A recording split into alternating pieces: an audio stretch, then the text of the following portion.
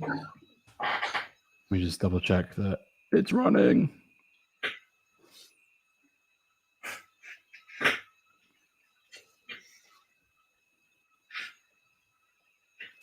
I think Facebook delay is like delayed by like 10 seconds. Okay, yeah, we're live. Cool. Nice one. Hello, Facebook. Hello, YouTube. I think we should be on YouTube as well. Let me just double check. I feel like a dinosaur right now. This is like the first time I've actually done this, which is embarrassing. I should have done this a long time ago. I used to do Facebook Live, just Facebook Live, and with my phone, like two years ago now. And, oh, really? Yeah, it was really good actually. I used to do it on our Facebook group as well, and ahead of the times. I don't know about that, but it was like a Q&A sort of style where I would just literally let people ask questions and then answer them. It was good. It was actually very valuable, I think. I'm just checking that the YouTube stream is live right now. Yeah, we're live on YouTube. Awesome. Nice one. Okay, well, hello, if there are any listeners. Oh, there's a couple of people watching. Great. Hey, this is Stefan. You can see, well, let me get right. This is Stefan Pretty. I've got Lee Malcher with me as well. You might be familiar with myself because of Subly, but you won't be familiar with Lee. So today is the first Subscription Rockstars live show, I guess, which is part of the Subscription Rockstars podcast, which we also have. And this was kind of a bit of a last minute idea, really, wasn't it, Lee? It was, yeah. Yeah. And you know what's funny? I've been really wanting to do like live shows for actually not for that long, but long enough to be like, okay, this makes sense. This is the right time to do this. So basically, Lee, I've known Lee for a very, very long time. And just before we start, by the way, the format of this is going to be quite casual. Hey, by the way, Lee, just so you know, there's comments. You'll be able to see them coming in as well. Hey, person. So the problem is because of the Facebook group, the way we posted it, we can't see the people's names. In the description, there's a link. Whoever said, hey, go through and authorize your Facebook profile, and we'll be able to see who it is. But hey back. So the format for this will be quite casual. I mean, I've got a whiskey here, so, and excuse the glass. There you go. Yeah, I've actually got, what was that, Ben? What was that? Ben Bracken. Ben Bracken. I've got a wee Palveni here. This is actually a moving in gift from my stepdad. So I think this was a like a raffle winning. Oh, really? Yeah, I think so. I've not got a proper glass, and I am shamefully using ice, but I was so pleased with these spherical ice cubes that I had to. And you're drinking Scotch whiskey in one of those types of glasses? Just for the first one. That's when you find out I actually am Scottish, because it'll be the third and the fourth and the fifth. But drinking's not good for you kids. I hope I've got the set to the over 18 setting. So as I was saying, the format for this is going to be very casual. Ergo the drinks. And obviously part of this has been inspired by the Corona situation. I mean, this is the home Subly studio. At least we've got lightning bolt here. But yeah, I guess so Lee's going to be a co-host on these shows, and we're basically going to bring in other experts in the e-commerce field to join in and give, just talk shop. Basically, originally we were actually thinking about names for this, and we realized, well, Subly's already got the Subscription Rockstars podcast. We might as well leverage that and use that as the brand. But we actually discussed this, and we were like, why don't we call it, what was it? E-commerce trenches? We went through a few, the state of e-commerce or the states of e-commerce. We said, I think I came up with e-commerce and enlightenment. That's right. What were the others? I don't know. I think there was in the trenches. We came up with a couple of variations of that one actually. Yeah. I mean, and that's just so everyone knows, that's how this situation started. Is Stefan and I, we call each other probably once or twice a month, and it's literally a case of sharing stories about being in the trenches. Working day to day. I'm lucky. I've got a really good balance of working with some, really established brands, 7 to 8 figure brands. But the really curious thing is I'm addicted to working in the trenches. And what I mean by that is I'm addicted to startups. I'm addicted to getting something off the ground and building it from nothing. And the reason I'm addicted to that is, quite honestly, is, when there's something, when there's something big on the line and you're trying desperately to build a business, your learning is just exponential. And, with more established brands, you can often get comfortable. And I find, I work best is when, shit is hitting the fan and you've got deadlines to meet and you have to build a business, you have to get customers. And that's where all the learning comes from. So that can then apply to the bigger brands. And it's amazing. I work with some really great brands and I'm very fortunate in that sense, but I have conversations with well-known brands, and the conversation obviously goes to, e-commerce and, paid advertising and social media. And I'm always astounded at how many of the basic things that they are not putting in place. So you ask yourself, why is that? It's, first of all, when you build a bigger business, it gets harder to manage and steer, but secondly, complacency creeps in. And that ultimately, I think, is why we started this podcast series, is so that we can take those learnings and, the subscription rock stars, correct me if I'm wrong, but the majority of them, will be in the trenches. A lot of them are new subscription businesses. A lot of them are medium-sized businesses. And, the ones that are huge, ignore everything I say because you're probably more of an expert. But don't ignore completely. Definitely tune in. I mean, where, I'm here, quite honestly, is to share my experiences, tell some stories, and if you can learn from them, great. If not, no problem. But hopefully we've had some fun along the way. Yeah, I think that's a really good way of actually kind of giving the basis for the show, because talking about the idea of the names or the name in the trenches and how that actually spawned into this idea for doing the show. So I think it's completely relevant. And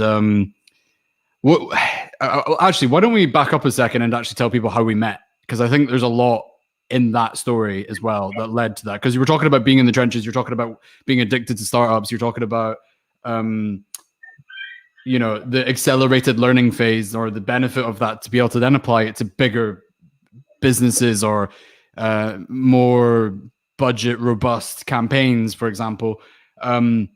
Let's talk about the story, because I think we do have a good story. So we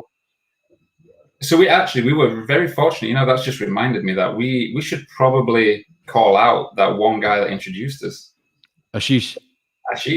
Yeah. So I still talk to him. He's a really good guy.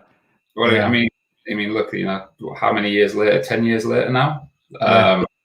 And many of projects worked on together, and many stories told.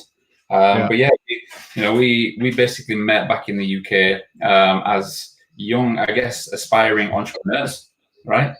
And in a place that, for those of you that aren't familiar, Scotland is a very tough place. The people, salt of the earth people, one of my favorite people in the world, but it's a really tough place to try and make it. And it's hard to find like-minded people. I was English, so it didn't help me going into a new city, trying to make friends with like-minded people. And, I think Steph and I were fortunate to be introduced by a mutual friend. And I think if my memory serves me, I can't remember why we met. Maybe it was actually in a formal setting. And within 30 minutes, I think we were in a bar having a few beers and talking about our ambitions for the future, right? Yeah, it went from a Costa coffee, that was right. And in that meeting, I think we realized we both were on the same level in life, and especially in career, and we just gelled in a friendship way very quickly. And then basically it was like, all right, let's go to the bar. And I've just remembered, I feel like we skipped a lot of small talk and catching we went straight to it. And I think, do you remember what both got us excited and onto our first project together? Probably within like 35 minutes. Go on. It was we started talking about The Apprentice. Oh, no way. We were talking about how we both always, we were pretty much always right about so we thought about who was going to get fired. And I think we talked about developing an app that was like dual screen watching. So this was 10 I remember years. the name of it. What was it? The Apprentice. Oh, can we say that? Yeah, we can. You've already said shit. It was called the Apprentice, wasn't it? Yeah, Apprentice. And I think the idea was pretty much that while you're watching Apprentice, you can vote basically as to in real time who you think is going to get fired at the end of the show. And obviously during the show it changes because people do silly things and to make an ass out of themselves. So that was our first project together. We did do it. Yeah. Yeah, we did do it. Yeah. I didn't know anything about iPhone development, but I basically, I think I used something called PhoneGap or something like that to code up a website and then did all the data stuff in the end. And it did work. It was terrible, but it worked. And published it on the App Store and then got it removed almost immediately. Oh no, it didn't even get. It did get approved and then it got removed. I think. I think because I remember a couple of my mates, we put it on for £1. We put it on for £1. Must have made like £5. and then I'm pretty sure they told us to remove it because of the BBC trademarks. Yeah, but I mean that. So we got fired. Yeah, we got fired. Yeah, that was the first of many projects, I think. And I think the lesson there is, 10 years on, you only really get to know people when you work with them, and you're working, especially in that kind of environment, where it's kind of fun, it's kind of new, it's kind of difficult. And I think we learned a lot about each other and how we perfectly complemented each other. You obviously you've got a very you appeal to me from a business partner sense because you have got a lot in your locker. You're literally you can do everything. We can talk about design, we can talk about technical development, we can talk about marketing, and you've done everything. You can build it all. So for me, as an aspiring entrepreneur back then, or a entrepreneur, you were the ideal person. You were literally the hacker, right? If you want an MVP built very quick, you were the guy to do it. And we did that on many occasions while I sat back and drank whiskey. You're welcome. What was it? The first MVP for that project? In fact, it was we've missed the part that actually you were pitching me your startup idea, and you were needing an MVP. That's right. Oh, so and you paid me £100. I think it was 110 £110. You do the work. Yeah, I did it as a favor. I made it was a Twitter. What's that? Did I pay you the £100? Yeah, you did. Don't worry. You did, and I think it's because you knew that there was a friendship at the end of it. But it was like an aggregated Twitter feed. That was basically the MVP. Like it was, yeah. And I think it was you were trying to pull the data from different sources. So anyway, yeah. Yeah, and so I mean, to quickly fill in the gaps as to, because I'd like to revisit the origin story of Sublime. So obviously that was 10 years ago, and then beginning of Sublime was 6 years ago, roughly. So what were you doing in between that time for people that don't already know? Good question. So at that time I was doing lots of little projects on the side. I think I just dropped out of university to then go full time with what was called Pretty Clicks with a K. Mm-hmm. Not that I'm promoting it, but it was with a K. I was doing website design for local businesses and like very cheap websites, but to build up the portfolio. And then, through that experience, as you said, I learned all these skills like marketing development, coding, design. I started with design. Actually, I started with photography. A lot of people don't know this. I started with photography and design. From right, the clicks, was that not that? Mm-hmm. Yeah, well, actually, that's right. It was a photography business originally. I used to have my DSLR, and I would do photographs for families and portraits and stuff like that. And then I actually went into graphic design and started designing websites. And I was like, okay, well, I want these websites to do something, actually be websites on the internet. That's when I started learning front end development, which is when I roughly met you. And then no, that's not true. I started learning back end development because I was working on a project with this guy down in England. It was almost like a social network that you would use today. Like you'd say yes or no on a post. It would be media, like a video, a song. Yeah, it was called Social Whispers. No, that was another project. It was called Yeah But No. Okay. And you basically vote on media, and then we would aggregate it. And so I was doing the front end for that project, and then this guy was doing the back end, and we were collaborating on it. And halfway through, he goes, I don't have the time for this. And I was like, okay. And he was like, but I'm going to give you the code. I was like, right, okay, that's fine. So he gave me the code, and I opened up the files, and I just started reverse engineering it and understanding how one thing does another. I'm a very logically minded person. So I finished the project, and then like, okay, now I can code. And then I couldn't really, in hindsight. It was the worst code ever. But that led me on a path. And then I was like, okay, well, I'm doing these websites for local businesses. How do I promote my services? And that's when I was like, okay, what's this thing? SEO and all these other things that I learned about how to promote the services. Before I knew it, I was running a digital agency, and we had 5 people at its peak. And it was based in Edinburgh in Scotland. And I still kept the name Pretty Clicks all the way through. And then that was when I had the idea for Subly. So before you came into the picture, I just come out of a relationship, and this is a true story. I've mentioned this on podcast before, and she knows that I've told people about this story. We're going there, are we? We're going there, yeah. So I was in a relationship, and we broke up, and I'm in the office one day, and she's like, I get an email, can I come in for a meeting? I want to discuss a new project that I want to start a business. I was like, okay, yeah, it's fine, come in. So her mum comes in, and the two of them are sitting there and just telling me about their project, mentioning how much the budget is. And then I was like, okay. And it was a subscription business. And I was like, well, I'm aware of Dollar Shave Club, and I'm aware of Gray's Box. I was like, Dollar Shave Club, that's at the time Dollar Shave Club, but just released a viral video. Yep. So I remember watching it. It was exactly at that time, actually. That was about a year before, I think. Right. Because I was still in Glasgow when that came out. So, yeah, wow, that was exactly at the time that I met her, actually. So, yeah, mum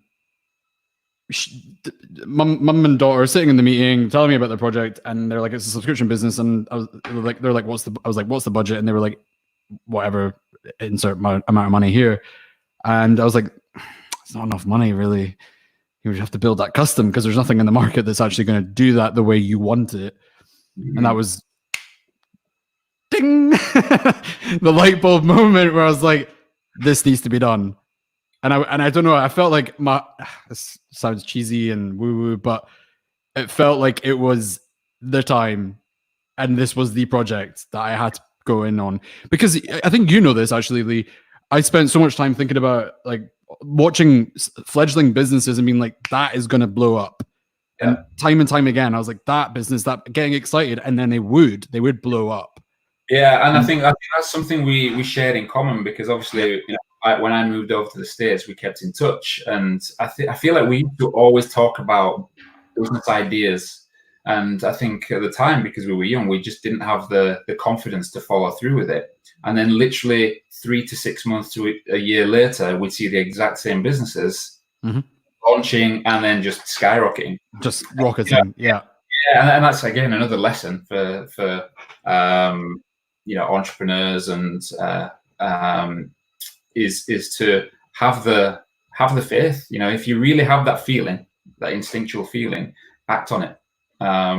Because there's many of both. I think we both agree, and I talk to many people, and there's always that the one that got away almost, and we absolutely sale. But I remember now, fast forwarding a little bit, I remember I was in Austin, Texas. That's right. And I think we caught up over the phone or on Skype or whatever it was back then. Well, that's right. I was actually visiting. I was doing a trip to New Jersey, and I think I was in a bit of another situation, which we're not going to go into. But you said come down and visit. It was South by Southwest that was on. Yeah, by Southwest. Yeah, that's right. I said, hey. So I hopped on a plane. Yeah, and I remember specifically telling me you had something you were working on, and it could be the one. And I remember you said, yeah, the one. That was it. And it was, we were sat in that cafe on South Congress in Austin, Texas, just after the bridge. I can't remember what it was called, but it was the wooden benches. It was, it was one of those cafes where you walk into and it's just full of startups or startup, workers. It was literally had a really amazing atmosphere, and it was almost like a WeWork, but it was actually a coffee shop. And there were investors in there. I think remember we ended up pitching an investor in that cafe. Were you there, or was that just? Wait, hold on, that does ring a bell. Yeah. So I think I've still I still got him as a contact actually. But yeah, that was, and not only that, there was a Bitcoin cash machine inside the coffee. That's right. Shop. This 6 years ago. Yeah, 2014, right? I think it was 2014. Yeah, rough. Yeah, it was, because then I went to Los Angeles in 2015. Yeah, and so and the rest is history. I think actually, I think it's important to mention that basically I pitched it to you, and I hadn't said it. I didn't say much actually, and you went, I think this is the one, and I went, it is the one, or something like that. And that was the moment that you were like, this is great, and we both were so excited for it. Yeah, it was a very distinct moment. I do remember it. Like, yeah, again, it all goes on those feelings. I think we all have those ideas of businesses, and they sound okay, but it's never a yes. And that's something over time I've learned. Even recently, is if it's not a hell yes, then don't bother even doing it. Because it's going to take a lot longer than you think it's going to take. Yeah, without a doubt. And if you don't have that belief, if you don't have that 100% belief, it's not going to see you through the difficult times. And so, at that point, I think I was in between startups, I think, and I had some time on my hands, and I was ready to get into a project. And I think I, did some heavy lifting for you in the world of Subbly. And quite honestly, I think the reason I enjoyed Subbly is because my previous startup before that was very tech based, and I completely bought into the Silicon Valley tech startup dream, and probably even quickly realized that I wasn't cut out for the tech world. My background is direct response. From 16 years old, I've been in the direct response space, learning a lot. And what I loved about Subbly was it was physical product and tech, and that was the appeal for me, because you get to work with. I remember one of the first kind of promotion pushes we did for Subbly. It was literally picking up the phone. I think we stumbled upon a database of Shopify customers, and literally picked up the phone and started calling them, saying, "Hey, you could be a subscription business. Why pay all that money to get one customer when you could save money, get that customer, and put them on subscription?" I remember that. And we had one of those cool, very rare moments in the startup world where I think our email inboxes were pretty much crashing, and we couldn't keep up. I remember being in LA and looking at my inbox, and it was just like cha-ching, cha-ching, that's right. Yeah. And that's when we were like, we validated the demand. That was it. Yeah. So that's a little bit of the, that was some good times. That was, I think, so to continue that story, because I do think we need to bring it all the way to today. So I think it's important so that people understand who you are and why you're here, because this is almost a full circle. And I was going to mention something earlier actually to you. In fact, I will, but we'll get to it. So Lee wasn't able to continue working with me after a year, and we parted ways. So then it was just back to me on my own again, and then essentially I was on my own for another 2 years, I think. And then I just kept pushing and pushing and pushing and kept going with the path. And then eventually, flash forward to the full 6 years, and that's to today. But Lee and I have been like really good friends ever since. Yeah. And we talk, as you said, every like twice a month. And we have such good conversations that we decided that it made sense to actually publish them, essentially. But between us changing trajectories, like what happened between then and now? What journey did you go on? Yeah, sure. So my tech start. So I was involved with Subly in between. Basically, my tech startup was fizzling out. The writing was on the wall, but we managed to survive and do what we had to do to survive by pivoting basically into quite drastically. We went from a tech business, a tech startup, to a influencer agency, and maybe that's a story for another time. But that was how we were. We were making actually quite good money, and Subly at the time was complete startup, and it didn't have. There was not enough room for both of us, and it was your baby ultimately. So. In a nutshell, it was the right thing for me to kind of step away. I got involved in, my pivoted and evolved business, which was in the influencer space. And, I quickly realized that, I didn't want to be in the influencer space, quite honestly. And again, there's going to be, I think, continuing themes, underlying themes as to our conversations. And, this one is about passion. If you're not passionate about something, don't do it. And again, I ended up with an influencer agency, and it was relatively successful, but it wasn't my passion. I ended up doing that out of survival instinct to keep my startup afloat. And so I started gradually, working with more people, working with more brands, and figuring out that I wanted to get back to basically direct response and e-commerce at the time.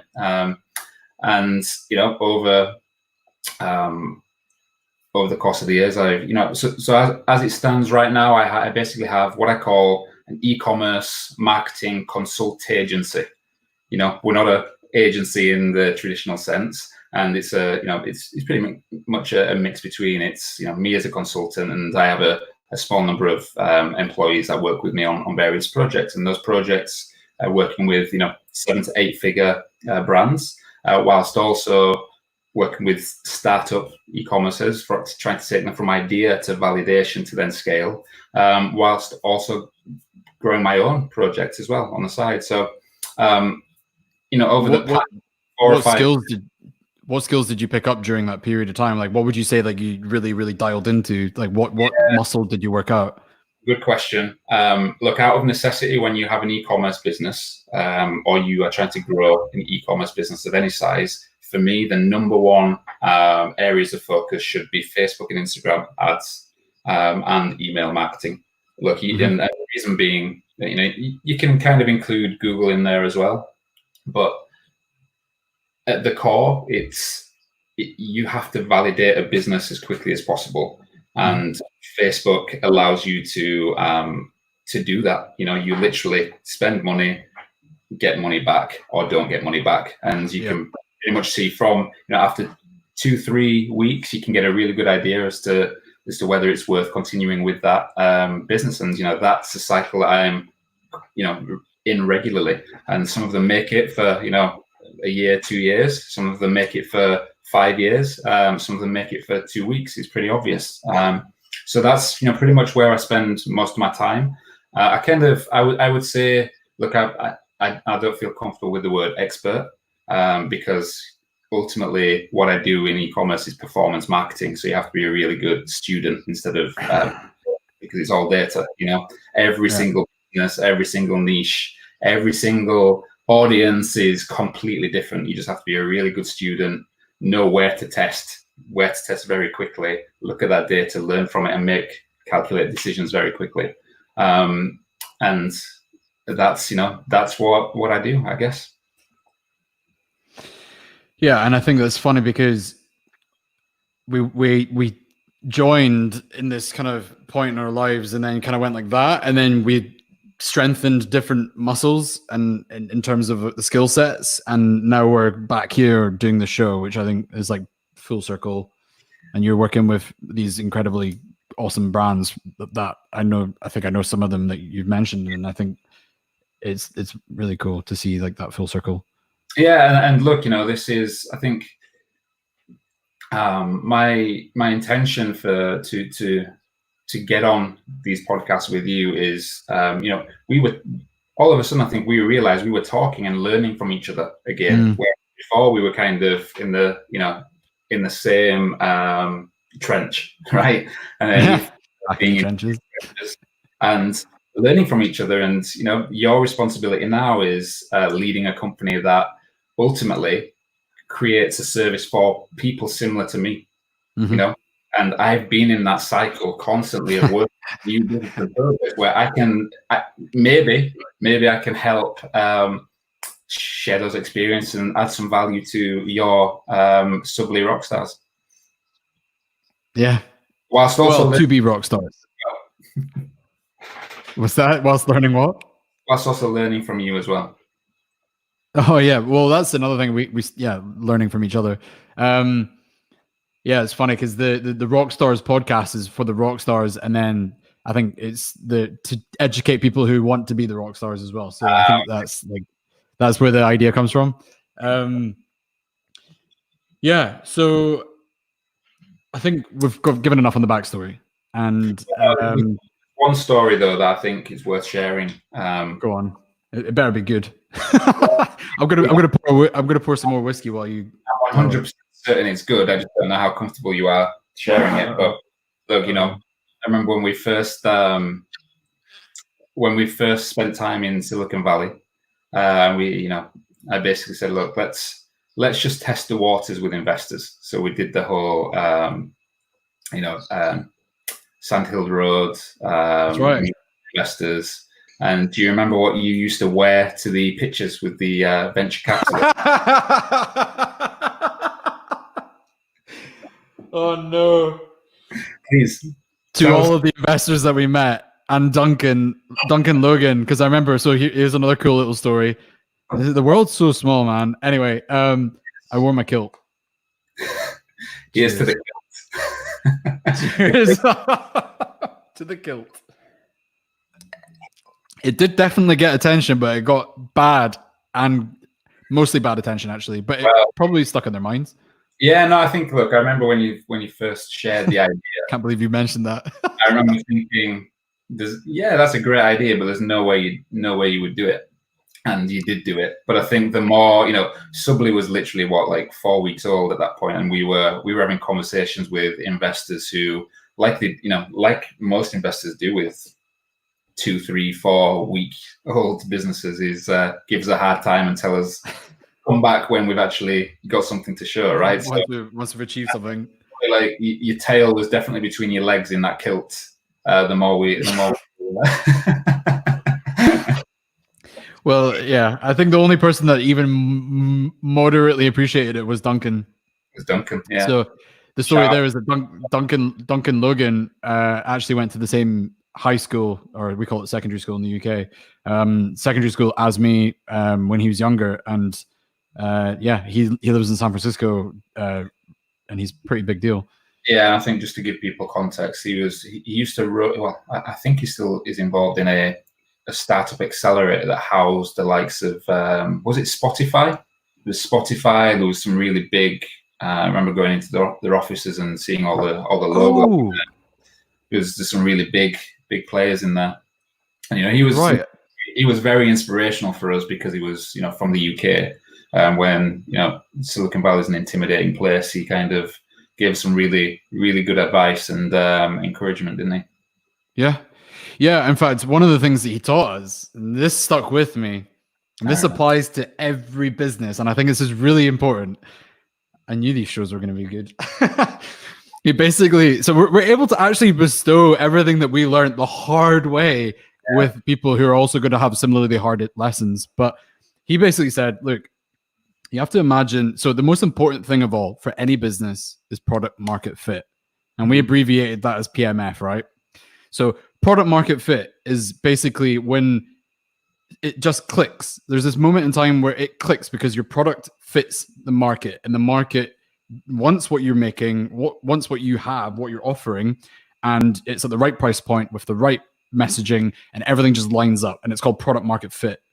And we didn't have that at all at that stage. Like, this is like very nascent early stages of the product. And then basically he had this analogy, which was, imagine you have a brick wall.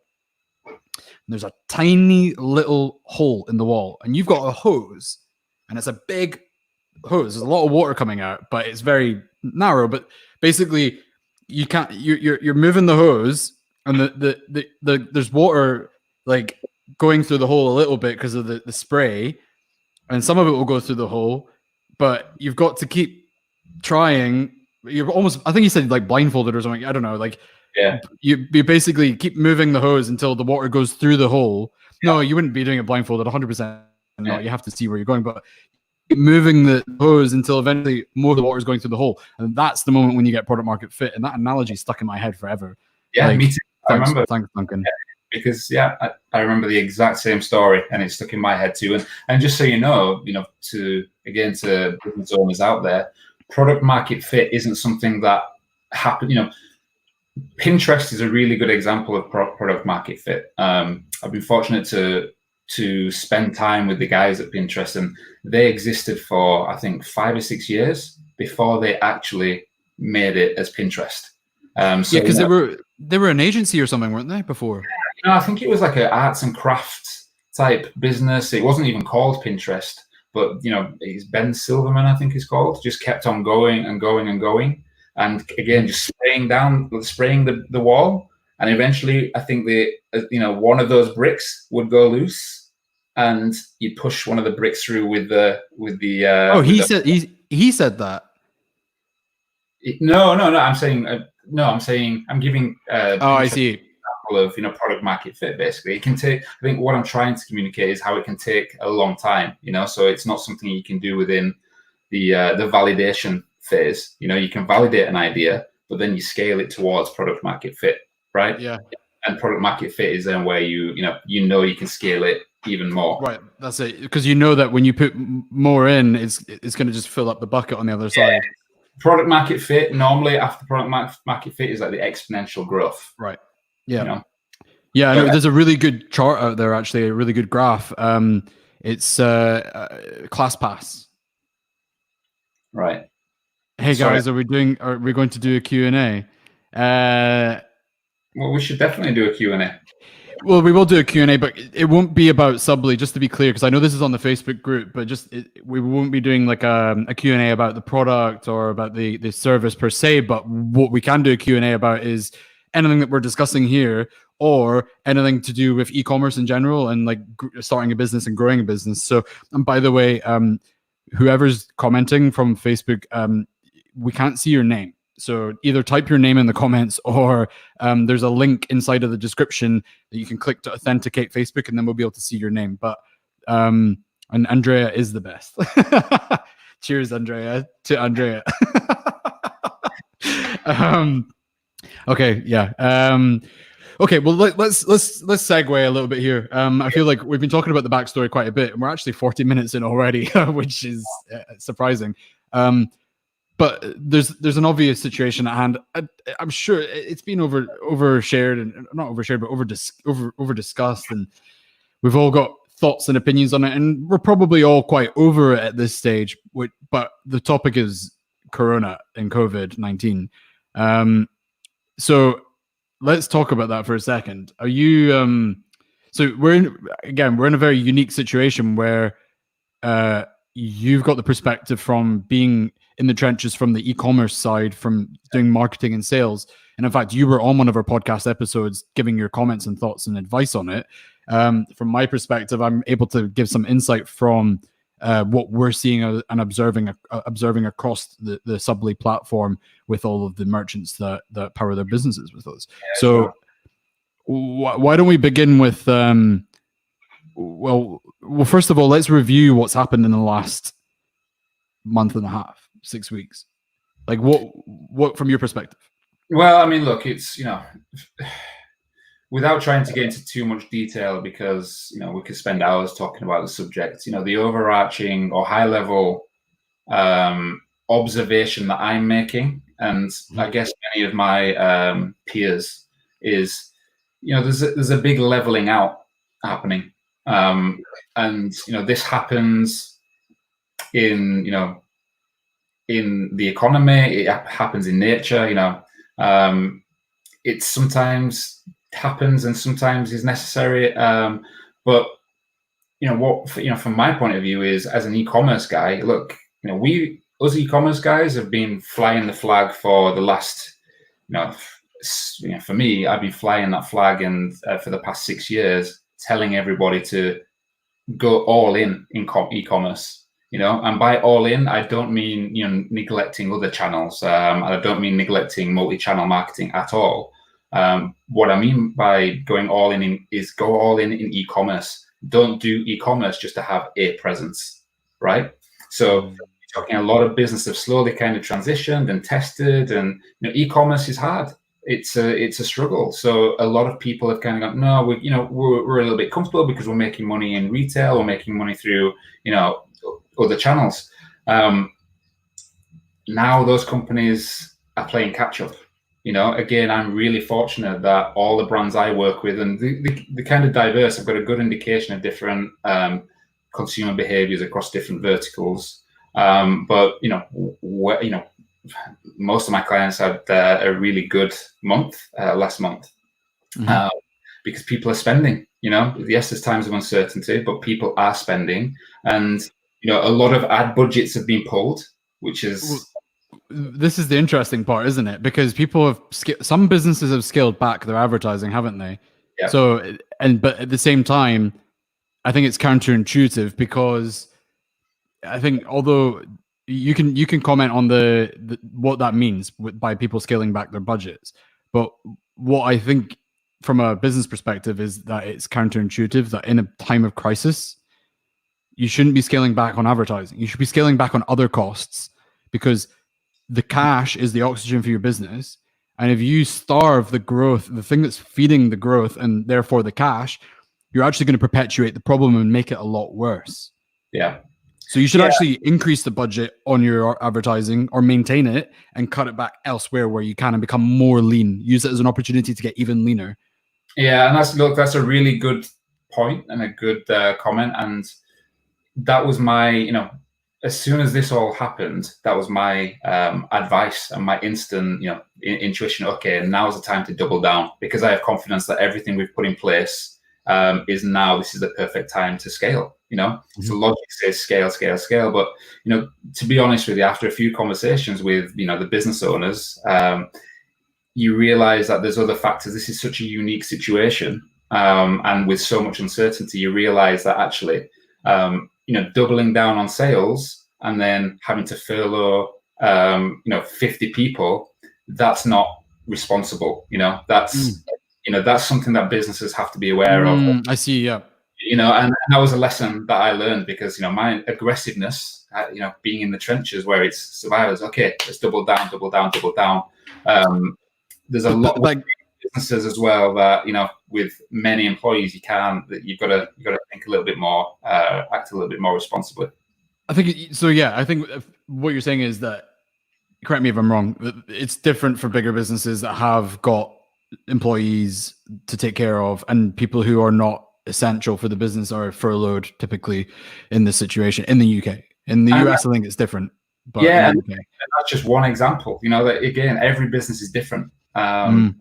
And some businesses, for example, that I'm aware of or involved in, it's a it's a case of you don't want too much back orders. You don't want to start taking orders when you can't fulfill them because you've got warehouses in China, or you've got there's huge consequences to that as well. So there's multiple different things. But look, ultimately a few clients have doubled down. A few have just scaled back just because there's so much uncertainty in this particular situation that it's a kind of a safe thing to do. But even still, then you've got to be smart in where you allocate that ad spend. So the way I have done it is basically reduced costs as per the powers that be, but then reallocated the ad spend to funnel rather than top of funnel. So all those people, it broke up for a second there.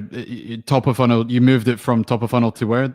To middle and bottom, and Okay. actually post funnel as well, because in times like this every dollar counts. Look, we've spent you spend money to acquire a customer. It takes so much to there's so much trust involved in that customer handing over their money that advantage of that. So rather than trying to get new sales, a smart thing to do would be, let's just focus on our existing customers and increase the lifetime value of that customer by selling them products similar or in complementary to the product that they've initially bought, right? Yeah. So your whole Maximizing it. Yeah. That's something, again, like it's important to still not turn off that tap in the top of funnel, because it'll be a point in time where you need new leads, you need new prospects, because you've exhausted your bottom funnel and post funnel leads. So it's just about thinking and responding differently to the situation. We have a couple of questions coming in, by the way. Just I don't want to lose them, so let's jump into them quickly. First one is, I'm just going to bring it on the screen. The question is, what kind of subscription do you think will fly in 2020, especially taking into account coronavirus? So I personally think that the place to focus right now, and what we're seeing based on the data inside of Subly, is that the essentials naturally are performing a lot better. Like instantly, like like food related services, for example, or necessities, they are exploding because people are needing them and they can't go out, or they would rather not go to the shops. And also, interestingly, another area is entertainment, because people are sitting at home bored. They want something to do, and fitness, health and fitness, entertainment. So those are the areas to focus.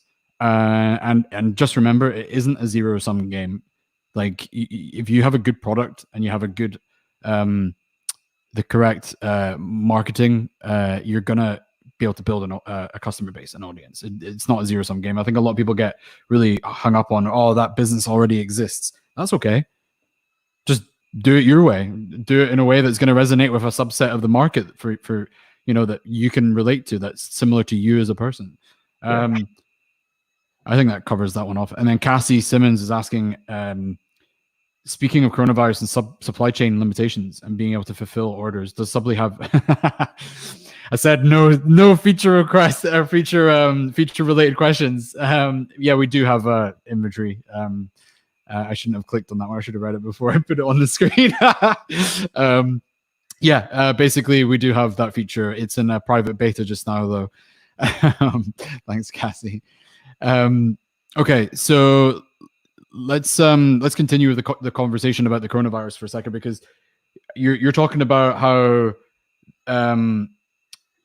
basically focusing on the middle and the bottom of the funnel. Can you give a quick synopsis of what that means, by the way? Top, middle, bottom, and post. Yeah, sure. So in terms of top of funnel is I run Facebook ads, Instagram ads, cold traffic, interruption marketing to top of funnel. You're trying to get people's attention to communicate your product and your service. And very rarely can you make money from someone seeing an ad from cold traffic instantly to then making a purchase. They need there's many factors, multiple factors that go into them making a purchase, which is normally where the middle and bottom of funnel comes in. So it's ways to build trust, ads that talk about the brand, that show testimonials from other customers. They're kind of the the middle of funnel. They get it basically as a case of how close they are to checking out. If they visited a landing page, then they're a bit further down the funnel. If they've clicked on add to cart, then they're really low down on the funnel. If they've started the checkout process, then they're literally right at the bottom of the funnel. And there's different ways of nudging them through that. And post funnel is, once you've got a customer in your cart or in your checkout process, then can you then upsell them and cross sell them and increase the average order value? And a thing I always like to, most e-commerce people know this already, but one of the big messages that I like to communicate with every business is don't build your business thinking that you'll make money from the first purchase. Advertising costs, technology is great because it's basically allowed us all to very easily set up a business through Subly, for example, right?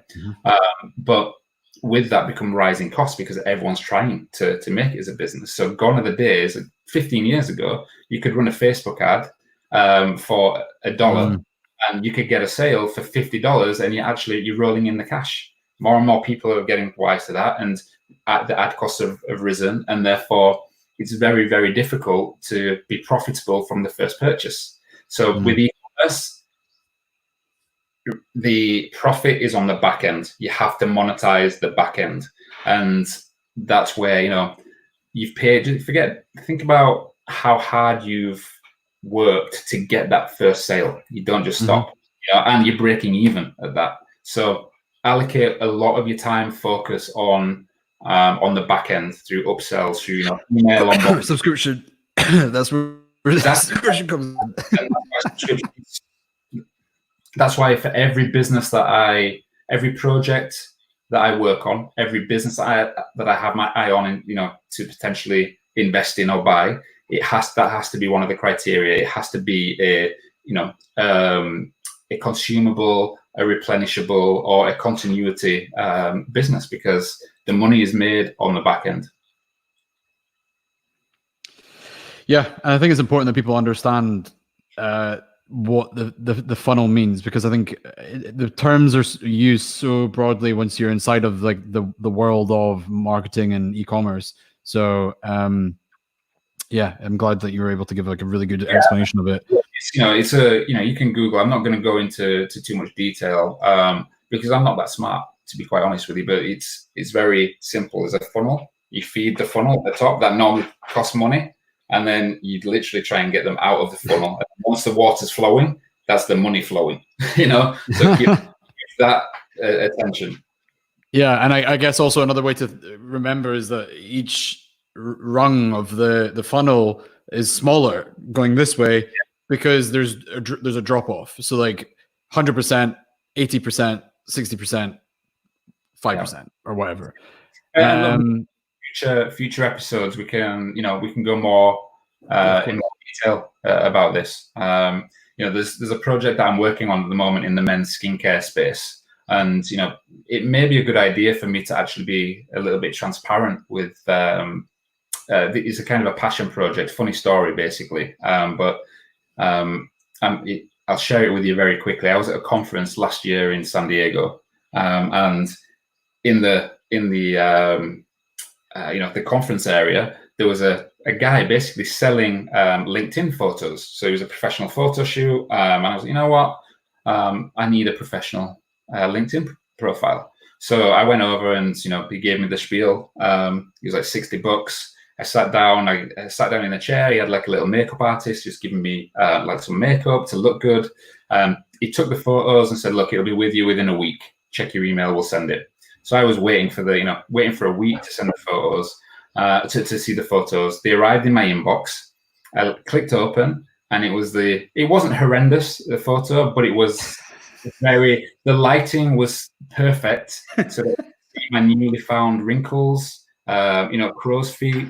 And I had one of those moments where I was like, holy shit. Like, and then he cross-sold you skincare. Oh no, he didn't. No, he cross-sold me Photoshop. He said, okay, this is what you paid for. What? You could touch this up.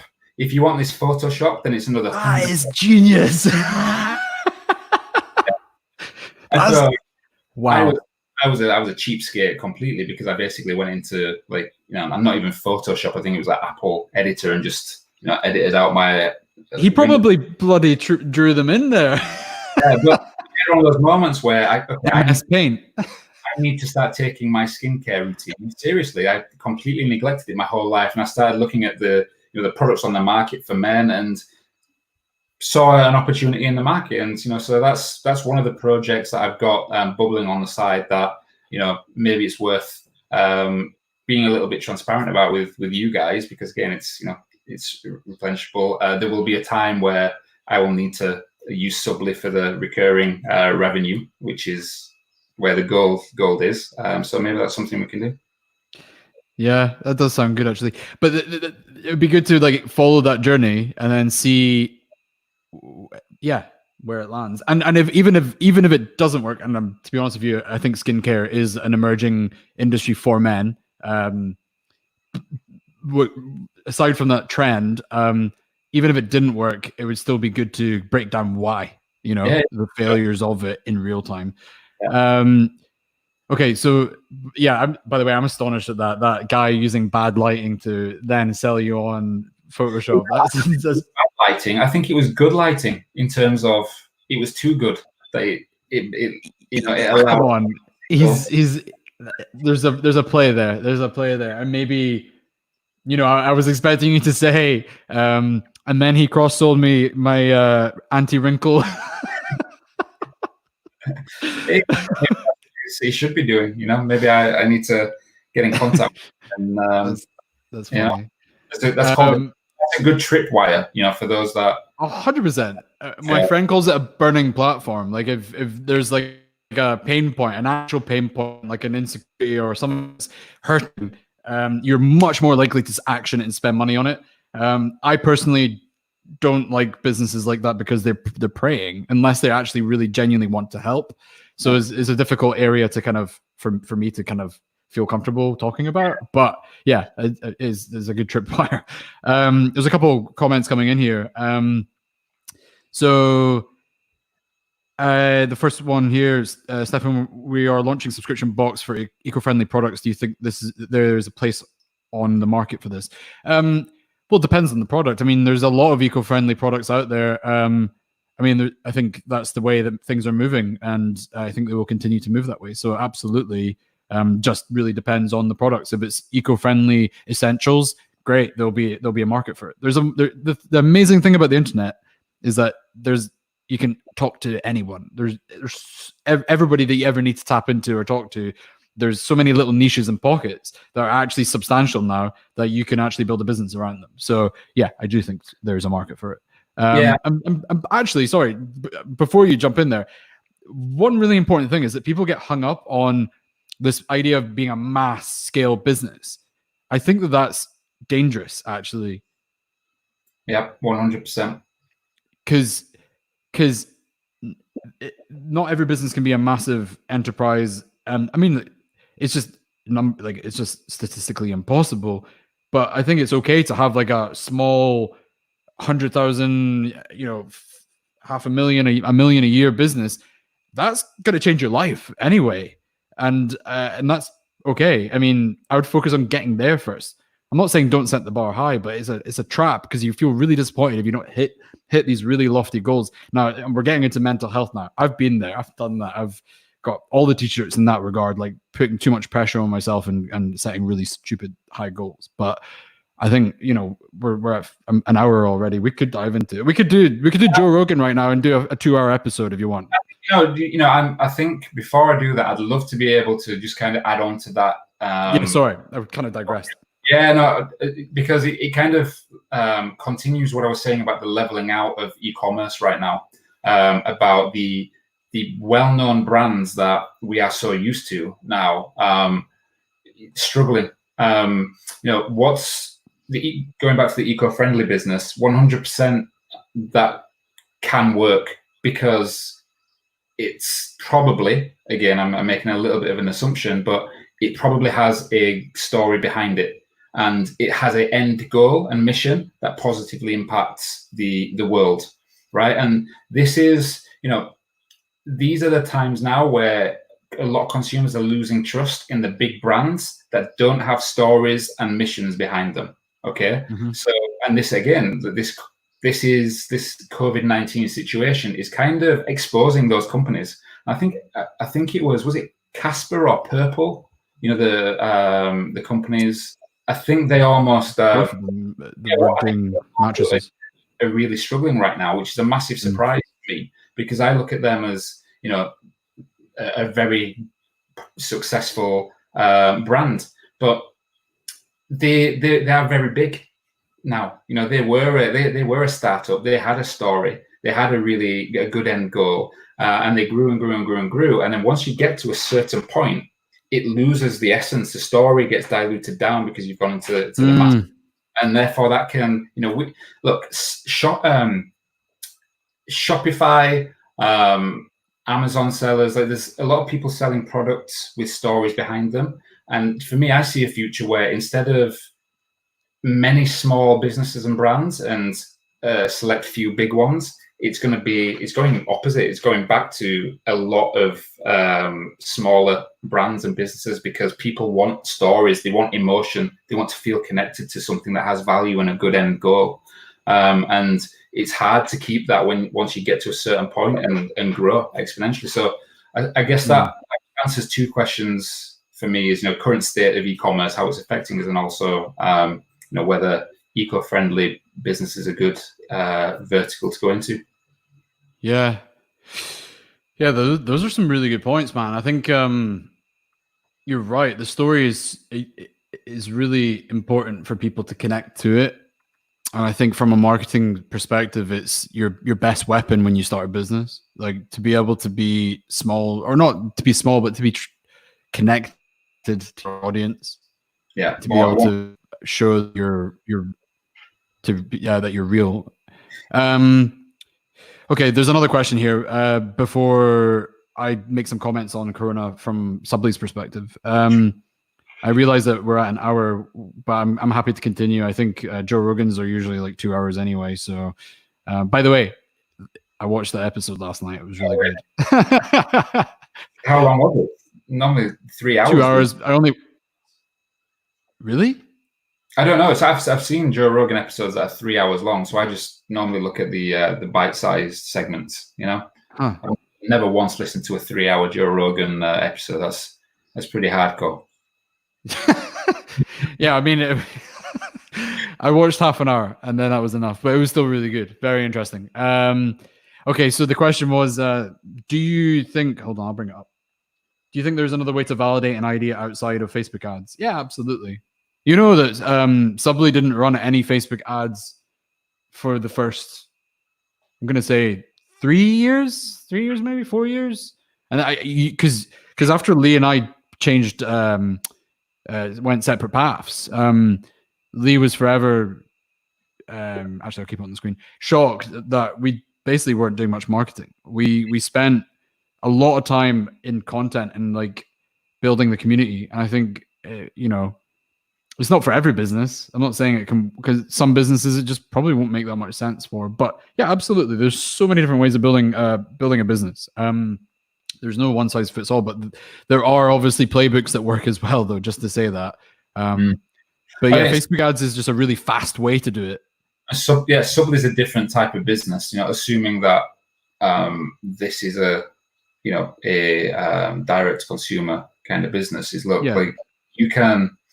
I was on an accelerator program with my first startup, and you know, the goal of that program is to accelerate your business and to validate it as soon as possible. And we literally got told to go out into the city center or the downtown and go up to people and say, "Hey, this is what we're offering. Would you buy it?" That's one way of, you know, validating an idea.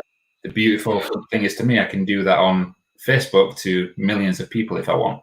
You know, so if there's definitely, you don't have to just use Facebook to validate an idea. Family and friends, go out into the street, just get the idea and get feedback to as many people as possible. And Facebook's just a really easy way to do that. Yeah, of course, there's all the other platforms as well, but it's just the targeting's so good on Facebook that you can actually do it. I mean, it is getting more expensive, but yeah, I mean, Long term, probably not. I mean, you probably will keep it as part of your marketing strategy long term, but it's not. You can't rely on it 100% after a certain point. Like, you can't keep all your eggs in one basket. No, and I think again, if you're in the validation phase, then you have to, don't try and make money from sales. Don't go into this for the first 3 months. Yeah, you write very good point. You spend, because instead of, you will get sales, but basically what you're doing is paying to learn whether someone wants to buy it, what they look like, how old they are, what color underwear they wear. That's the most valuable thing you can take from spending on Facebook or Instagram. Yeah. Yeah, and also learning if your product's good enough or not. Like, is the offering good? Is the packaging good? Is the quality of the products good? I will say this, that's one thing about a community that's good, is that you can actually have that two-way conversation. I mean, I don't do customer support. I used to do customer support. I don't do customer support anymore because I could never do as good a job that Andrea does. Like, there's just no way. Can we shout out Andrea? Yeah, and I think Andrea's in the comments right now. Andrea, cheers, by the way, to the best head of customer support on the planet. I actually have to sip to that. So, oops, spilling on equipment. That's not good. Did you see, like, bzz, bzz, and the smoke appears? Yeah. So, where was I? Sorry. I think you were pouring yourself another drink, no? Not yet. It's fine. There's another comment I just wanted to bring here. We love you too. Whoever you are, we love you too. And maybe that's actually Andrea. If it is to Andrea, it's even more appropriate. It makes much more sense. Cheers. Somebody else has commented with the whiskey glasses. Speculate to accumulate, Cassie says, yeah, absolutely. You have to, it's dangerous to be, thinking, as you said, Lee, that, I'm thinking about profit off the first sale. Like, you can't think like that, because, again, going back to what I was saying before about mindset and like setting goals too high, you're setting yourself up for failure. Like, you should assume failure. Like, that is a fact that you're going to encounter what I call micro failures. In fact, my belief is you only fail when you give up, when you say you failed. That's the truth. Yeah. Like, I, 4 years into Subly, I had been told by all of my entrepreneur friends, bar you actually, what are you doing? Why are you still doing it? Why, it's not growing fast enough. And I felt so like conflicted, because these people were very successful entrepreneurs versus my internal belief that this is going to work out. But, that mental health aspect of like not setting yourself up for failure, and actually not giving up and saying, okay, each micro failure is leading me to the success, and not saying, okay, I've failed. Because as soon as you say I've failed, you have failed. Of course you have, by definition. You're not on the track anymore. You're not running. You're not racing. I think it's important for people to recognize that, because there's so much talk of failure. And I think failure is such a doomsday word. Failure is great. That's when you learn the most and the quickest.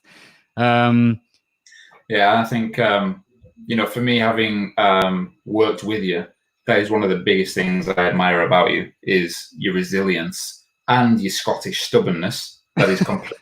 When people tell you to stop, you almost even more so want to prove them wrong.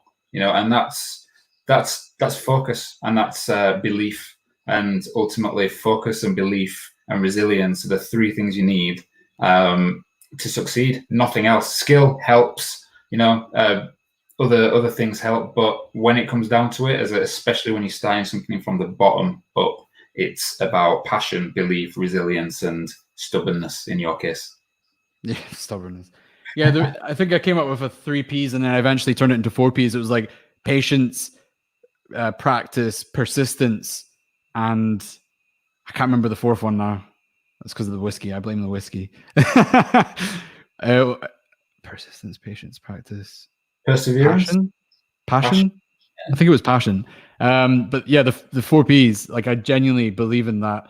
But with that said, talking about failure, micro failures, and all the 4 Ps and all that jazz, I think that ultimately, you know, there's a really good expression that I heard when I was going into the office before Corona, and I bumped into a guy who I've known for a very long time, actually, who also is in the same building now. And it was, again, another one of those coming back full circle, crossing paths with him. Talking of resilient and stubborn and persistent people, he is one of the top ones that I know. He said to me, he was like, I had a call with somebody, and he said, his investor, I think it was, said, you're not wrong until the market tells you you are. Mm. And in that is, you could be persistent, but in the wrong area. So like going to like the definition of insanity is doing the same thing over and over again and expecting a different result. Like if your business is fundamentally flawed or there's not a market for it, then you have to change direction. You have to adapt. And that's another thing. People get these ideas in their head. They're like, oh, I've got this this business idea, and they get hung up on it, and they think that changing direction a little bit is like is a sign of failure. But it's not actually. It's you learning. It's actually the natural evolution for your business to be successful. So don't get hung up on that either. But anyway, I'm digressing here. I'm going off on. I think that's very healthy information. Very healthy. Yeah. I mean, I'm a big proponent and believer in mental health and get your head right before everything else. And there's a lot of neurosis in the entrepreneur world and community. And I think that there's so much praising of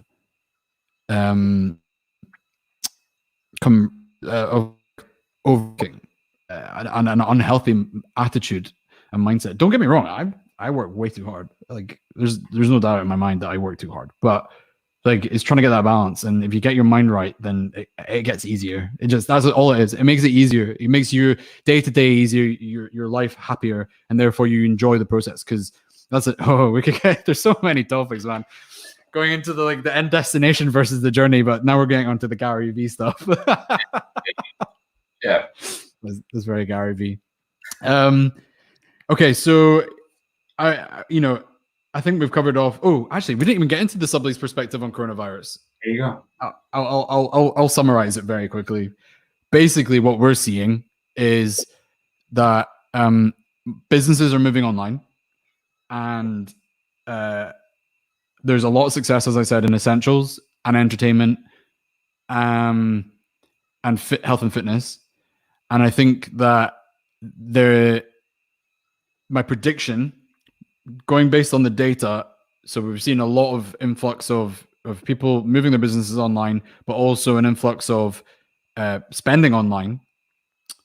All positive signs across the board. But however, I remain cautious but optimistic that the spending will continue and the trend will continue, but it's going to slow down a little bit as the reality of the situation where people are starting to hold back on the money spending because they realize that the economy really is broken. Not broken, but very wounded. I mean, in the UK, I think that we're going to actually survive better as opposed to the US's economy. But yeah, I mean, but then again, don't forget that in a recession, there's still opportunity. I mean, it's wealth distribution. So money isn't stopping flowing; it's just changed where it's going. So there's still opportunity in a recession. So I don't think it will necessarily contract online. I think it's going to continue. I think the coronavirus has basically accelerated the evolution or the adoption of e-commerce. What would have happened in like a year into like a month? I think maybe 6 months to a month. But I agree. And that applies to many other things outside of business as well. And that's why it's a lot of opportunity amongst the chaos. Opportunity amongst the chaos. Sounds like a new blog. Opportunity. Okay, so let's talk about. And I know we're going on. Well, we're good on time. So Do we still have people watching here, or have we got their attention? Or well, actually, I think we do. We've got some sticky people still engaged and watching, which is great. So that's good. What's that? We're making some sense. That's good. Hopefully, if we're not, then I would hope that they would tell us in the comments. Maybe the whiskey. Do we need to drink more whiskey? Is that the answer?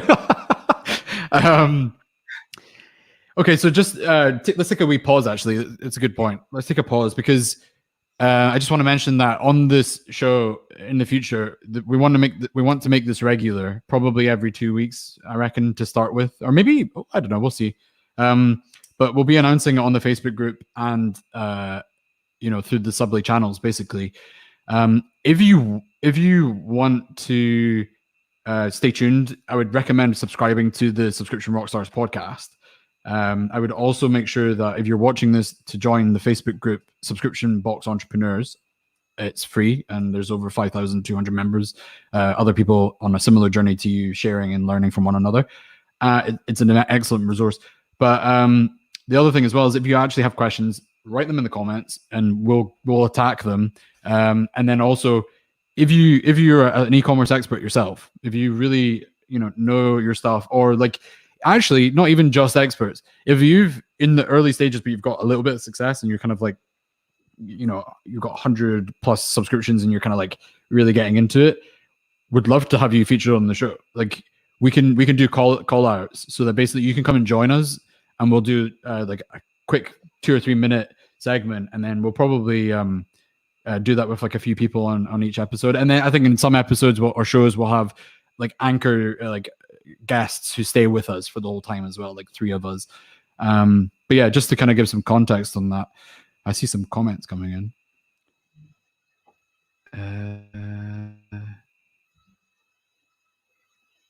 Follow us on Instagram. Kiwi EcoBox. Nice. That's the eco-friendly one. I don't see a name, so I don't know if it's the same user, but the Kiwi EcoBox. Nice. Next Friday, you guys are launching. Follow us on Instagram. Check out Kiwi EcoBox on Instagram. Good luck with that, and keep us updated. Cool. So, do you want to talk about trends? Sure. Trends, like general trends, like I don't mind what topics we go into in that overarching topic of trends. We could go into the technical side if you wanted. We could also go into the actual like products and what you're seeing happening in the field, like what products are picking up online. Just as quick overview of what you're seeing, because I think you're probably closest to it. I mean, I've given comments on it already regarding coronavirus. Yeah, I mean, obviously right now, one of the biggest shifts in behaviors by e-commerce companies that I've seen is a lot of them trying to create digital content as well, for obvious reasons. So that's one big trend, and I think that's going to be fascinating because you think about all these brands that we've been used to buying physical goods from for so long, just to see what comes out of that and what those digital products look like. So that's one trend. The other trends, I'm seeing a lot in pet food and pet products, basically, which is fascinating. It makes sense. People really care about the pets, and even in times like this, they're spending more time with the pets. So that's just something. Look, I'm always trying to keep my eye out on businesses to work with and get involved in other capacities. And pets are where it's at. People literally, it's like people spend a lot of money on the pets. So a quick shout out to Buster Box. There you go. Yeah. There you go.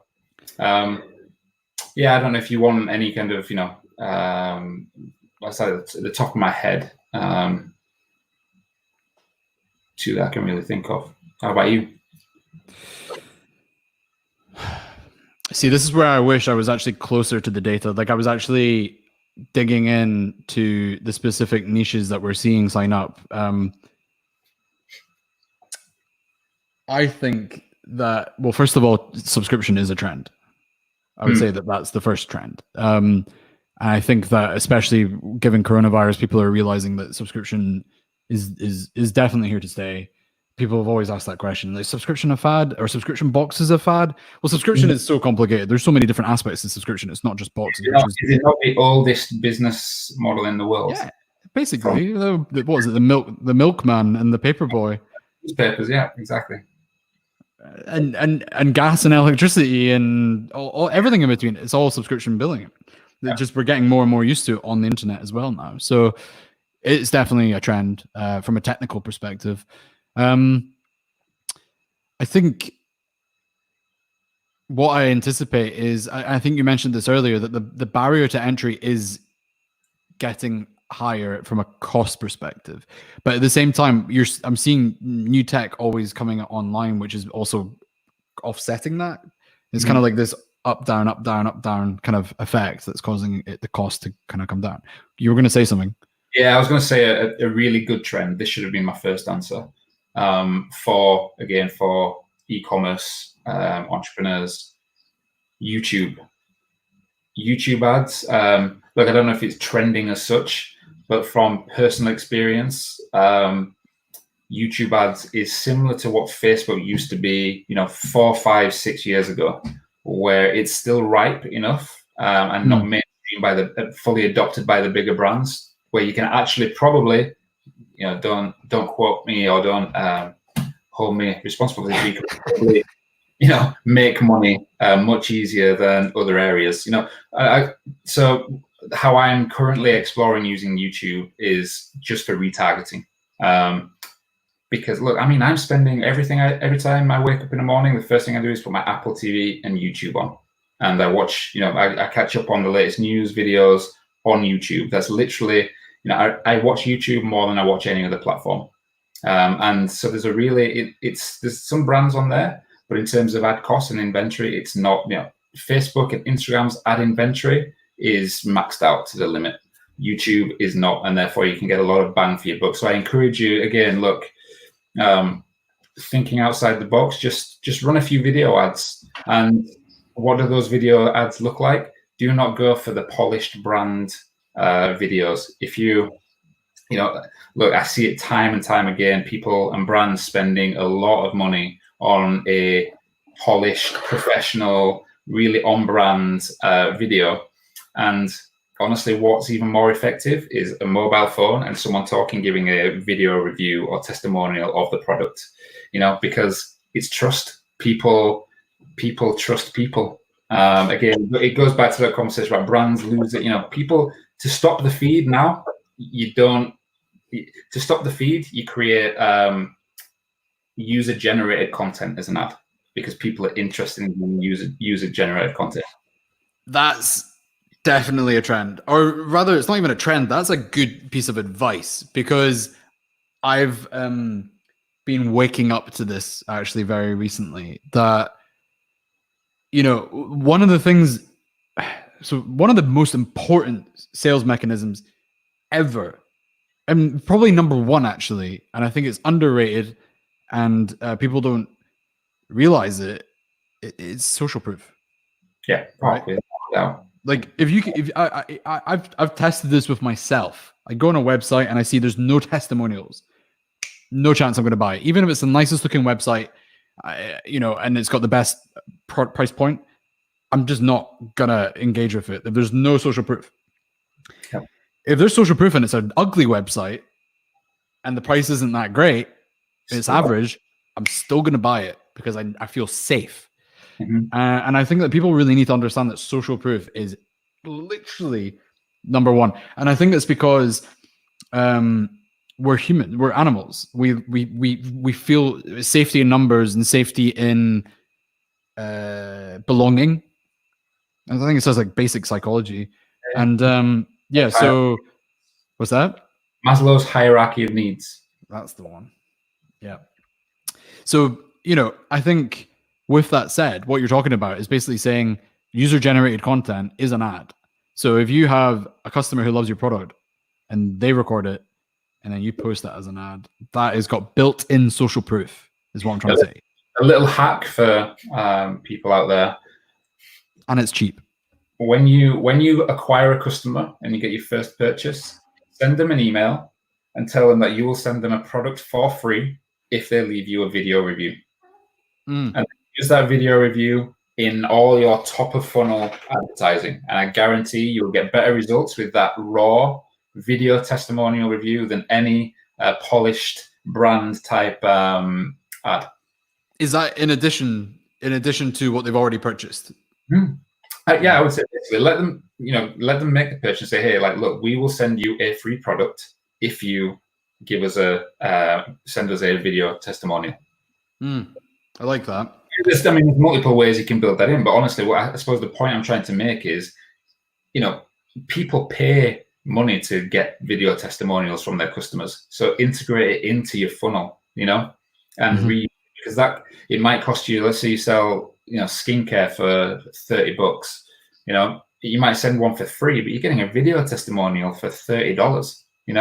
And people spend tens of thousands of dollars on photo shoots and videos. Trust me, that $30 of giving away a free product will serve you as good, probably better. I'd be willing to say much better. Yeah, actually, even more so. Like I was going to say, refer a friend campaigns are good because you're not actually giving up money in some cases. Like on Subly, you do it like credits. So that's cheap because you're not actually spending the money. You're giving it away from your future earnings, right? So, but I think what you're saying is even better because it's higher leverage. So you're basically you give a product for free, but you're not just getting an additional customer. You're actually paying about the same amount of price, same amount of money, again, from future earnings. But you're actually getting an asset that you can use to generate more sales. Absolutely. You killing two birds with one stone. I like that a lot. So that's cool. A nice way to maybe end the first episode on. That's what I'm thinking. That's what I'm thinking. And just to mention again, if you do want to join us on the next episode of Subscription Rockstars Live, then DM Subly on Instagram. Make sure you give us a follow. And as I said, subscribe to the podcast as well because Lee was on one of our previous episodes about coronavirus. There's a couple of episodes lined up. One that I'm very excited about because it was also videoed with one of. Actually, I'm not going to spoil the surprise. You're just going to have to wait for it. But listen, thank you so much for watching. This was the first episode, and we'll be back in about a week or 2 weeks. We'll be announcing it. We will be streaming on YouTube and Facebook, possibly also Instagram as well, depending on if you guys like this or not. This has been fun. Thank you so much, Lee, for joining in, man, and for even kind of being the catalyst for starting this. Yeah, thank you for having me, and thank you for everyone's attention if they've been watching all this time. Yeah. Cool. All right. Well, enjoy the rest of your evenings, guys. Have a good weekend. And I'll talk to you soon. Bye. Rock on.